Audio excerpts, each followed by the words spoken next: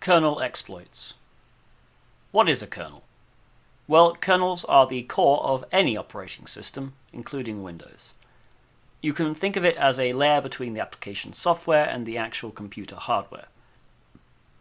The kernel has complete control over the operating system, so exploiting a kernel vulnerability can result in execution as the high-privileged system user. Finding and using kernel exploits is usually a simple process. You first need to enumerate the Windows version and patch level, and that can be done using the system info command. Then you need to find matching exploits. You can do this using Google, ExploitDB, GitHub. And finally, you need to compile and run the exploit.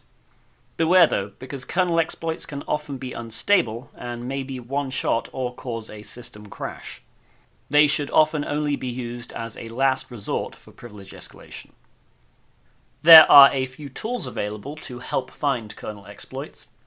Windows Exploit Suggester, which we will use on the demo, can take the output of the system info command and use it to identify exploits based on the current patch level. Several popular precompiled exploits are available on GitHub, most notably on the SecWiki repository. For more recent versions of Windows, Watson is a great tool to enumerate kernel exploits as well.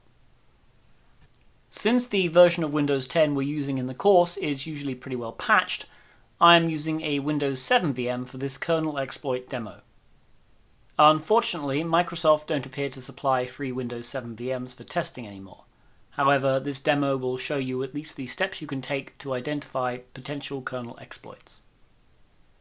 I have a reverse shell from the Windows 7 VM running as the low-privileged user account.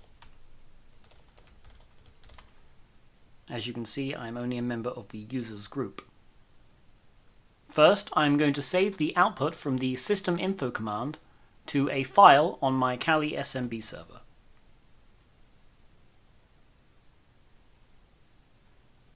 I've downloaded Windows Exploit Suggester here, and I'll run it against the system info output file, checking only for privilege escalation exploits and where actual exploit code or a binary is available.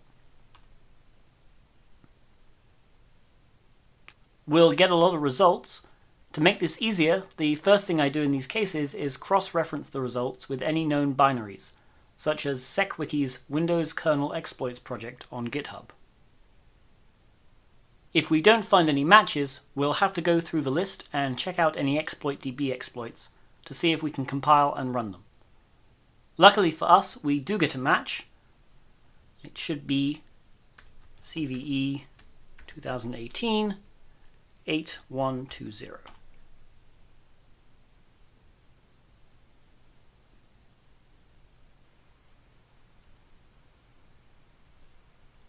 As we can see from the GitHub page for this exploit, there are compiled binaries for both the x86 and x64 versions of Windows. I've already transferred the x64 binary to the Windows 7 machine. It should also be in the tools.zip archive that comes with the course. I've renamed it to make it clearer.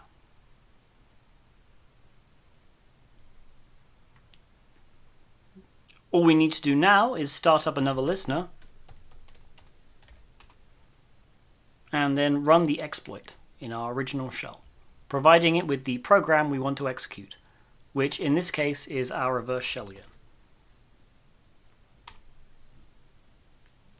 We get a shell back on our second listener, and as we can see, we are able to execute commands with system privileges.